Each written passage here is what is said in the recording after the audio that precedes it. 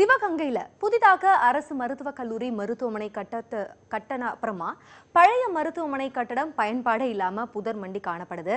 அதனால அரசு இந்த கட்டடத்தை வேற தேவைகளுக்கு பயன்படுத்தணும் அப்படின்னு பொதுமக்கள் ஒரு நல்ல ஐடியாவை கோரிக்கையா கொடுக்கறாங்க. அது குறித்த ஒரு தொகுப்பு. இங்கு பாழடைந்து காணப்படும் இந்த கட்டடத்தில்தான் முன்பு சிவகங்கை அரசு மருத்துவமனை இயங்கி வந்தது. பல்வேறு வசதிகளுடன் செயல்பட்டு வந்த இந்த மருத்துவமனை கட்டடம் தற்போது பயன்பாடு எதுவுமின்றி புதர் மண்டி மிகவும் மோசமான நிலையில் காணப்படுகிறது.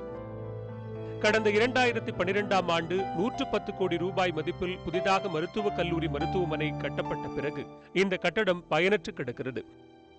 எந்தவித பராமரிப்பும் இன்றி கொஞ்சம் கொஞ்சமாக சிதிலமடைந்து வருகிறது.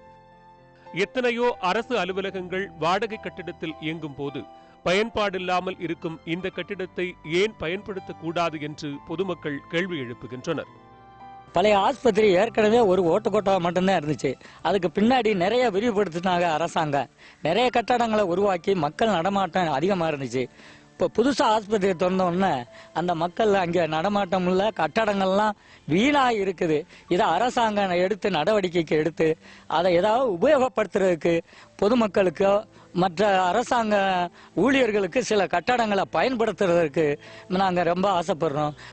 அரசுக்கு சொந்தமான இந்த கட்டடம் இப்படி பாழ்பட்டு கிடக்கும் போது சிவகங்கையில் உள்ள வனச்சரக அலுவலகம், தொழிலாளர் அலுவலர் அலுவலகம், தீயணைப்புத்துறை, இந்து சமய அறநிலையத்துறை உள்ளிட்ட பல்வேறு அரசு அலுவலகங்கள் 15,000 முதல் 40,000 ரூபாய் வரை வாடகை செலுத்தி தனியார் கட்டடங்களில் செயல்பட்டு வருகின்றன.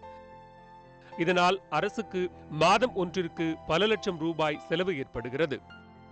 ஏகப்பட்ட அரசு அலுவலகங்கள் வாடகை கட்டடத்துலையும் அடுத்த வீட்லையும் ரேஷன் கடையெல்லாம் ஒவ்வொரு இடத்துலையும் இடம் இல்லாமல் கஷ்டப்பட்டு வாடகைக்கு இடம் முடிச்சு நடத்திக்கிட்டு இருக்காங்க. இதனால் இந்த கட்டடங்களை பூரா மராமத்து பார்த்தோ இல்லைன்னா இருக்க கட்டடத்தில் அரசு அலுவலகங்களை இயக்க வச்சா இந்த சிவகங்கை மாவட்டத்தில் அரசுக்கு ஏகப்பட்ட வருவாய் கிடைக்கும். அரசு அலுவலகமும் ஒரே இடத்துல இருக்கிற மாதிரி இருக்கும். பொதுமக்களுக்கும் பயன்பாட்டுக்கு இருக்கும்.